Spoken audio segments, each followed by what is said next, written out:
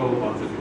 تو زیادہ سے زیادہ لوگوں کو اسٹیئر کریں. نیکسٹ ہمارا جو کوئی پروگرام ہم بناتے ہیں جلدی، تو ایک تو یعنی والا پروجیکٹ کی حد تک معاملات کافی حد تک جو ہے وہ سیٹسفیکٹری ہے کہ ابھی اس کا نیئر فیوچر میں جس طرح وہ اسپیڈ میں لگے ہوئے تھے اس کا جانے کا کوئی امکان نہیں ہے.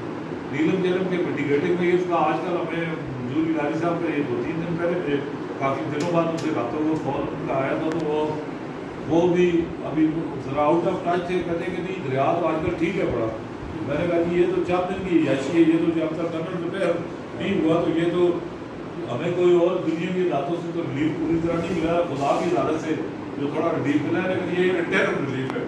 جب وہ جو ٹنل کی ریپیئرنگ وہ ہوئی تو اس دوران جو ہے ہمیں اب نیکسٹ ہم یہ بناتے ہیں اس کا پروگرام.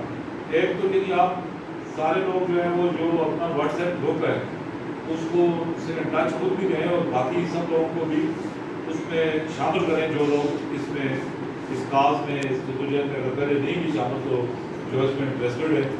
تو انشاءاللہ ظاہر کالمی صاحب کے کہ جو وہ بھی ہے وہ جو کہتے ہیں جی گاؤں سے جن کا ہمارے عزم تو آج ظاہر صاحب کا بیٹا بھی دوسرا بھی ابھی آ رہا ہوگا.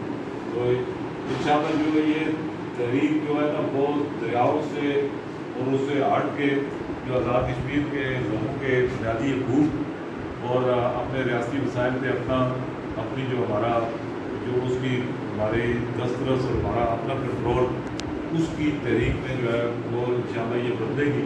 اور یہ انشاءاللہ جدوجہد جاری ہے. یہی سب سے بڑا یہ کنٹریبیوشن ہوگا. تو اس کو آپ پورا لکھیں گے بھی. اور میں سمجھتا ہوں کہ جو بنیادی لوگ جنہوں نے بہت زیادہ جو جن کا اس تحریک کو اٹھانے میں جن کا سب سے زیادہ رول ہے ان میں سے ایک ظاہر کا صاحب ہے.